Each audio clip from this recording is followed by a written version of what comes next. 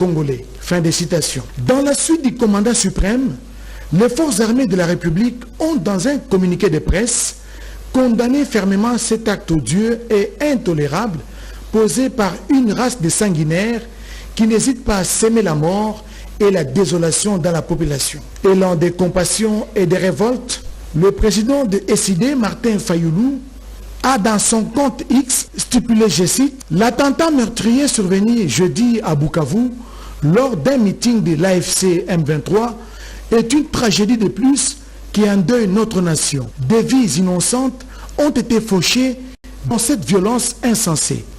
J'adresse mes sincères condoléances aux familles des victimes et exprime toute ma solidarité aux blessés. Aucune ambition politique ou divergence ne saurait justifier le sang versé de nos compatriotes. Les auteurs de cette barbarie doivent être recherchés et punis, poursuit le communiqué. La cohésion nationale demeure l'unique solution pour mettre fin à cette crise dévastatrice. Fin de citation. Le gouvernement central suit de près la situation sanitaire dans le parti occupé par l'armée rwandaise où massacre et tuerie s'érigent en mode de gestion. Hier, le ministre de la Communication et Médias, porte-parole du gouvernement, Patrick Bouyaya, et celui de la Santé, Samuel Roger Kamba, ont co-animé les briefings presse hebdomadaires Jacques Kaboba pour le compte rendu.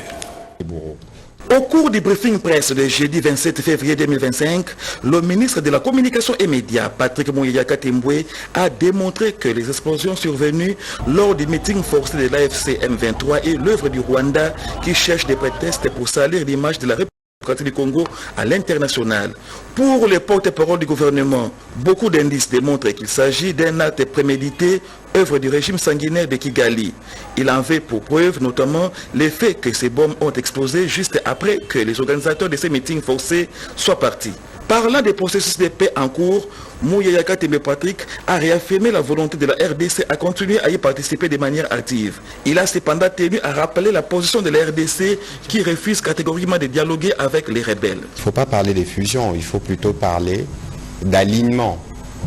Parce que qui dit fusion, ça veut dire qu'on prend Nairobi et Luanda, on les confond en un. Ça fait carrément un nouveau processus.